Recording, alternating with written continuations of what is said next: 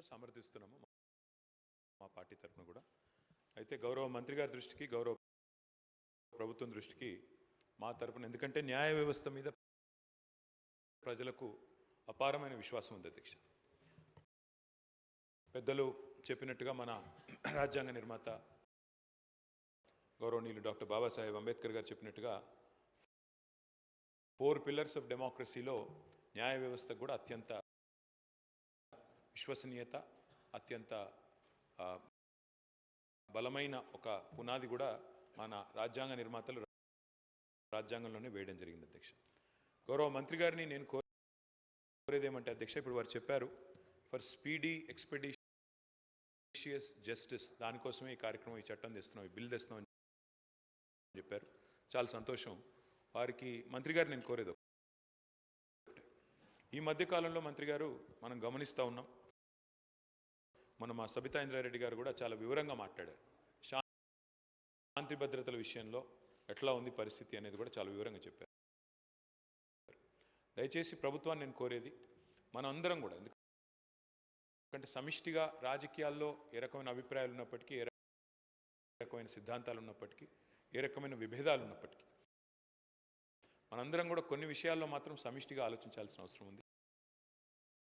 ఈ రాష్ట్రంలో ఈరోజు జరుగుతున్న అత్యాచారాలు కానీ, ఈ రాష్ట్రంలో ఈరోజు జరుగుతున్న సైబర్ క్రైమ్ కానీ, రాష్ట్రంలో మనం అందరం కూడా జ్యుడిషియస్గా ఆలోచించి ఫాస్ట్ ట్రాక్ కోర్టుల ఏర్పాటు, ముఖ్యంగా అత్యాచార కేసుల విషయంలో దయచేసి నేను ప్రభుత్వాన్ని కోరుతా ఉన్నా, అవసరమైతే ప్రతి జిల్లాలో స్పెషల్ కోర్ట్స్ ఏర్పాటు చేయండి.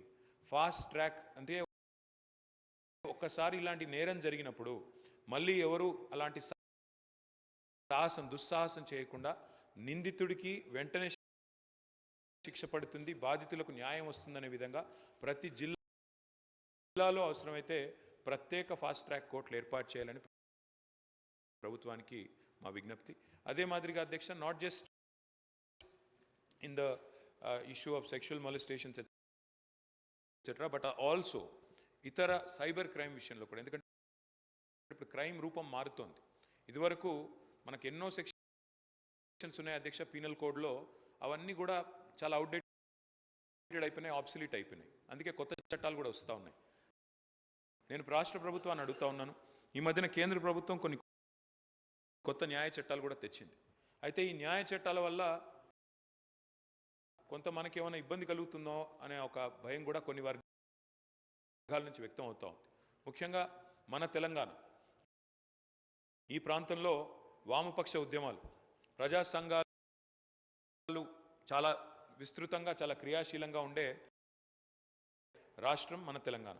ఎంతోమంది గతంలో ప్రజా ఉద్యమాల్లో పాల్గొని అసూలు బాసిన నేల తెలంగాణ.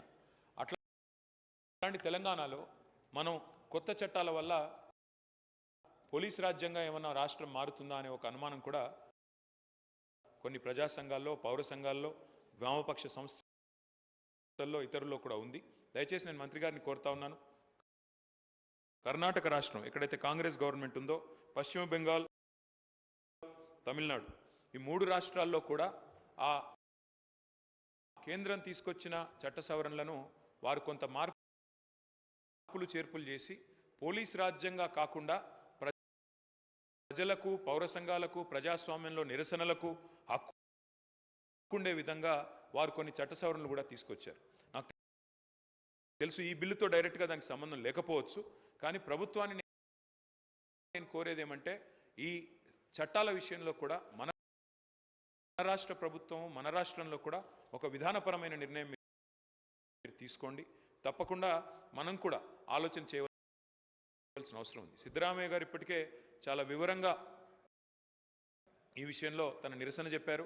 తప్పకుండా మా కర్ణాటక రాష్ట్రంలో దీనికి సవరణలు కూడా తీసుకొస్తామని చెప్పారు. నేను మంత్రి గారిని స్పష్టంగా, నేను ఈ బిల్లుతో సంబంధం లేకపోయినా ఈ విషయంలో ప్రభుత్వం మన సభ్యులకు, రాష్ట్ర ప్రజలకు ఒక విశ్వాసం నింపే ప్రయత్నం చేయాలని కోరుతా ఉన్నా. అత్యాచార బాధితులకు, అదేవిధంగా సైబర్ క్రైమ్లో ఇవాళ లక్షలు కోల్పోతున్న వాళ్లకు సత్వర న్యాయం లభించే విధంగా ఫాస్ట్ ట్రాక్ కోర్టులు ప్రతి జిల్లాలో ఏర్పాటు చేయాలి. వేగంగా అందులో కావాల్సిన నియామకాలు పూర్తి చేయాలి, ఏమన్నా గ్యాప్స్ ఉంటే భర్తీ చేయాలి, వేగంగా స్పీడీ ఎక్స్పెడిషియస్ జస్టిస్ జరగాలి. ఎందుకంటే పెద్దలు ఒక సామెత చెప్తారు అధ్యక్ష, justice delayed is justice denied.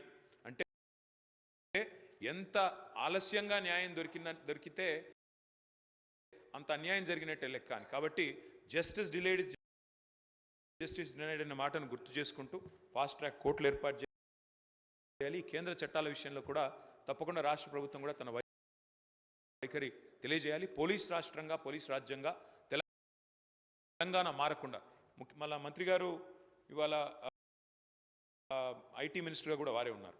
Minister గారిని కూడా నేను ఒకటి కోరుతున్నాను, ఈ మధ్యన ఇంకొక బిల్లు తెస్తా ఉన్నారు, సోషల్ బ్రాడ్కాస్ట్ల మీద కూడా పాబంది పెడుతూ, సోషల్ మీడియా మీద కూడా పాబంది పెడుతూ ఒక బిల్లు తెస్తా ఉన్నారు. దయచేసి మంత్రి గారు నేను కోరుతా ఉన్నాను, భావ వ్యక్తీకరణ స్వేచ్ఛను హరించే విధంగా ప్రజాస్వామ్య దేశంలో ఏది చేసినా అది తప్పు అవుతుంది. ఎందుకంటే అల్టిమేట్గా డిజిటల్ మీడియాలో కూడా పౌరులు తమ భావాలను స్వేచ్ఛగా, తమ వాక్ స్వాతంత్రాన్ని పూర్తి స్థాయిలో వినియోగించుకుంటూ వ్యక్తీకరించే అవకాశం ఉండాలి. దయచేసి అలాంటివి ఏమన్నా వస్తే తప్పకుండా దాన్ని మనందరం కూడా కలిసికట్టుగా నిరోధించాలని చెప్పి కూడా కోరుతూ, మా పార్టీ తరఫున గౌరవ సభ్యులు చెప్పిన భావ స్వేచ్ఛకు సంబంధించి ఎవరికి ఇబ్బంది లేదు. ఉదాహరణకు మీ శాసనసభలో జరిగిన సంఘటన, దాని తదుపరి వీడియో వచ్చినటువంటి అంశం మీద మీ దృష్టికి తెస్తా ఉన్నా. వారి ఉద్దేశం అటువంటి వారిని కూడా చర్య తీసుకోవద్దంటే, సభ జరుగుతూ ఉంది, మిత్రులు ధర్నా చేస్తూ ఉన్నారు, అక్కడి నుంచి ఫోటోలు తీస్తుంటే మేము చూసినా లేదని మా సహచార సభ్యుడు వచ్చి మాకు చెప్తా ఉంటుంటే, దాని మీద వచ్చిన వీడియో చూస్తే మీరు తప్పకుండా దాని మీద సోదరికి జరిగినా, ఈ సోదరికి జరిగినా సిగ్గుగా అనిపించే పరిస్థితి ఉంది. దయచేసి సభ్యులందరూ కూడా గమనించండి. ఇటువంటి పరిస్థితి ఉంటే నేను కూడా చెప్పిన, నేను మొన్న కూడా రవాణా శాఖ మంత్రిగా నిజంగా మహిళలు 70 కోట్ల మంది ప్రయాణం చేశారు. నేనేమంటున్నా, ప్రయాణం చేసే సందర్భంలో ఒకవేళ కొత్తలో వచ్చినప్పుడు అరే ఫ్రీ బస్ వచ్చింది కానీ వాళ్ళని ప్రయాణం చేసి ఉండొచ్చు. కానీ వాళ్ళు ఎటువంటి వీడియోలు అంటే కొంతమంది వ్యక్తులు తెలుసు సంబంధించినటువంటి, ఇవాళ సోషల్ మీడియాకు సంబంధించి నేను మీ ద్వారా పోలీసు అధికారులు కూడా అటువంటి వాళ్ళకు సంబంధించి చర్యలు తీసుకునే పరిస్థితి స్వయంగా వారిని, అంటే ఆ వీడియో చూసినట్టయితే మీరు కూడా నిజంగా చెప్తా ఉన్నా దయచేసి అధ్యక్ష, అటువంటి వీడియోలను ప్రదర్శించే పరిస్థితి ఉంటే ఎట్లా అధ్యక్ష? కావాల్సుకొని దానికి సంబంధించి నిన్న మేము మాట్లాడుతుంటే ఏదో ప్రతిదీ ఒక నిమిషంలో ఏదైనా ఇప్పుడు ఒక ప్రతిబంధన, ఒక నిబద్ధత, దానేకంగా మనం ఆనాడు ప్రభుత్వం మాట్లాడిన వాళ్ళు 100 మంది మీద కేసులు పెట్టిన అధ్యక్ష. ఒక్కొక్కరికి ఎన్ని రకాల సోషల్ మీడియాలో ఇయ్యాలో నా దగ్గర కూడా చెప్తాను, అనేక మంది మేము నా కార్యకర్తలు కేసులు ఎదుర్కొన్నటువంటి పరిస్థితి ఉన్నది. ఇలా ఏం మాట్లాడింది కూడా ఉన్న జరిగిన వాస్తవాన్ని, ప్రభుత్వ నిర్ణయాన్ని వ్యతిరేకిస్తే ఇవాళ నేరుగా ఇండివిజువల్స్, ఒక మంత్రి, ఒక గిరిజనకు సంబంధించినటువంటి ఒక సోదరి మన మహిళ ఇక్కడ జరిగినటువంటి శాసనసభలో జరిగిన దాని మీద కూడా ఇట్లా నేను అడుగుతాను గౌరవ్ అమ్మా, నేను మీ గురించి నేను నా పార్టీకి సంబంధించి నేనేం మళ్ళా నేను social media this is running comment sir అధ్యక్ష, రన్నింగ్ కామెంటరీ. నేను గౌరవ సభ్యుడు మాట్లాడిన అంశం మీద నేను రవాణా శాఖ మంత్రిగా నేను గతంలో కూడా మొన్న చెప్పిన ఆర్టీసీకి సంబంధించి మహిళలు ఉల్లిపాయలు తీసుకొని బస్సులలో పోతురని ప్రత్యేకించి ఫేక్ వీడియోస్ తయారు చేసి పెడుతుంటే ఇది మహిళలను అవమానపరిచినట్టు కాదా? ఇలా వాళ్ళకి సంబంధించి అక్క అనగానే అవమానపడి ఏం జరిగింది? దానికి సంబంధించి రోజు పొద్దున అదే ఎజెండా నిన్నటికి నేను దాని గురించి మాట్లాడాలి ఇప్పటివరకు. మళ్ళీ మీరు నేనేమడుగుతా ఉన్నా, నేను ఆ విషయంలో మీరు ఇవాళ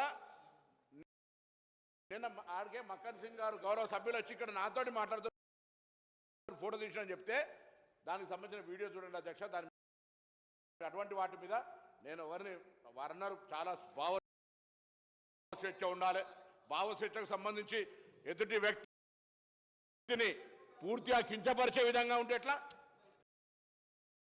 అవమానపరిచే విధంగా ఉంటే ఎట్లా అనే అంశాన్ని తమ దృష్టి తీసుకొస్తా ఉన్నా.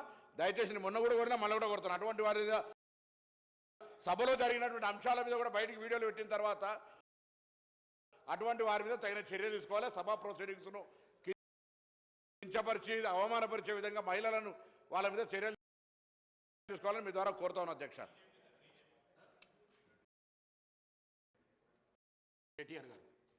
స్పీకర్ సార్,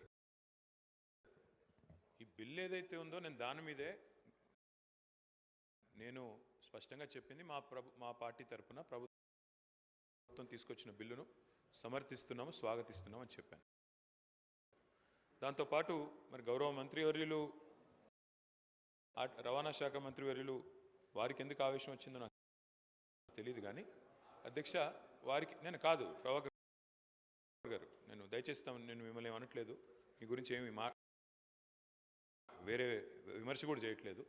ఈ బిల్లు విషయంలో నేను చెప్పింది ఏంటంటే, ఈ మధ్యన కొన్ని చట్టాలు ఎట్లాంటివి వస్తున్నాయంటే ప్రజల భావ వ్యక్తీకరణ స్వేచ్ఛను కూడా హరించే విధంగా వస్తున్నాయి. తెలంగాణలో మీరు చెప్పారు గతంలో కొంత ఇలాంటి కార్యక్రమాలు జరిగినాయి, ఇబ్బందులు జరిగినాయి, మేము వచ్చిన తర్వాత దాన్ని మారుస్తామని చెప్పారు. కర్ణాటకలో అక్కడి ప్రభుత్వం, కాంగ్రెస్ ప్రభుత్వం కేంద్రం తీసుకొస్తున్న చట్టాల వల్ల, కొన్ని చట్టాల వల్ల పోలీస్ రాజ్యం అయ్యే ప్రమాదం ఉంది. కాబట్టి మేము కొన్ని సవరణలు చేస్తామని చెప్పారు. నేను రాష్ట్ర ప్రభుత్వాన్ని నేను అడిగేది ఏమంటే, మన రాష్ట్రంలో ముఖ్యంగా ఇక్కడ ఈ సభలో కూర్చున్న వాళ్ళలో కూడా చాలామంది గతంలో వామపక్ష ఉద్యమాల్లోంచి, లెఫ్ట్ ఉద్యమాల్లోంచి, పౌర హక్కుల సంఘాల, ప్రజా సంఘాల నుంచి వచ్చిన వాళ్ళు ఉన్నారు.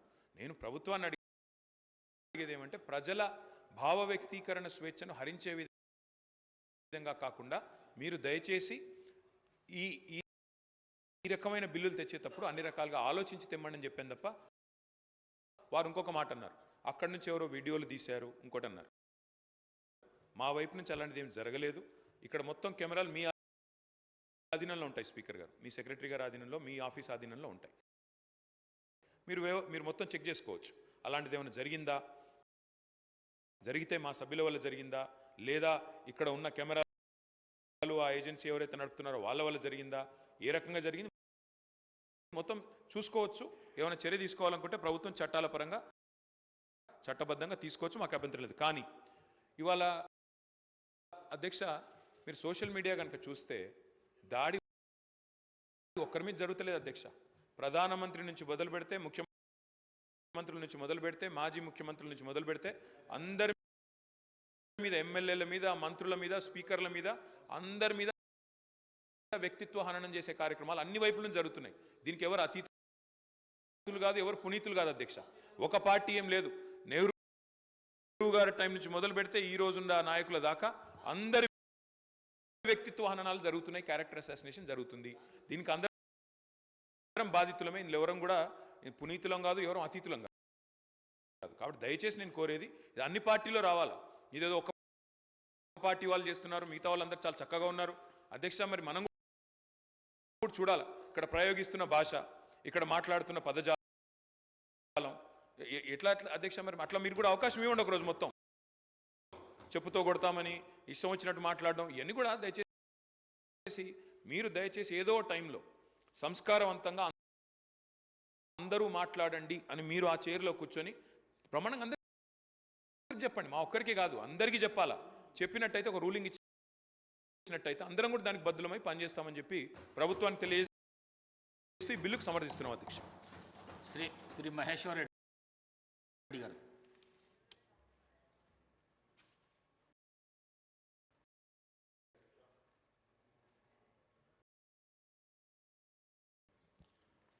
ఈరోజు